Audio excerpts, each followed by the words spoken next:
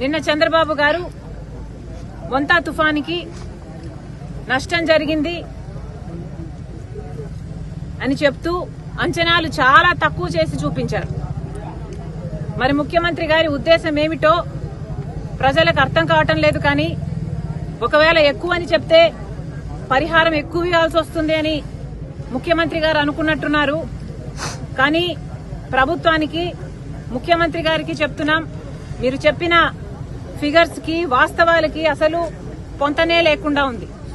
ముఖ్యమంత్రి గారి ప్రకారము కేవలం 829 కోట్ల రూపాయలు వ్యవసాయ నష్టం జరిగింది.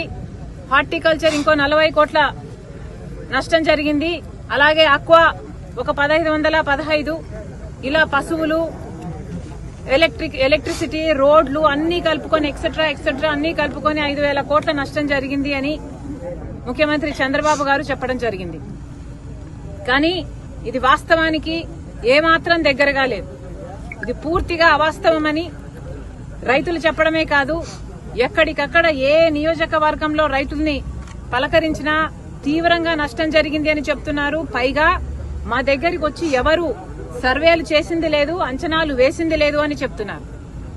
కాంగ్రెస్ పార్టీ తరఫున కాంగ్రెస్ కిసాన్ సెల్ చేసిన సర్వే ప్రకారము దాదాపు 20 నుంచి 22 లక్షల ఎకరాల వరకు పంట నష్టం జరిగింది అని మేము అంచనా వేశాం. ఉట్టి వరియే 13 లక్షల ఎకరాలలో వరి నష్టం జరిగింది.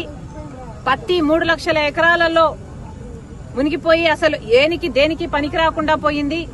అలాగే వేరుశెనగ 1.5 లక్షల ఎకరాలు, అలాగే జొన్న 2.5 లక్షల ఎకరాలు, ఇలా అన్ని కలుపుకుంటే దాదాపు 20 నుంచి 22 లక్షల ఎకరాలలో పంట నష్టం జరిగింది. 20,000 కోట్ల రూపాయలు మొత్తం వ్యవసాయంతో సహా మిగతా అన్ని అంచనాలు వేసుకుంటే కనీసం 20,000 కోట్ల రూపాయలు నష్టం జరిగిందని కాంగ్రెస్ పార్టీ అంచనా వేసింది.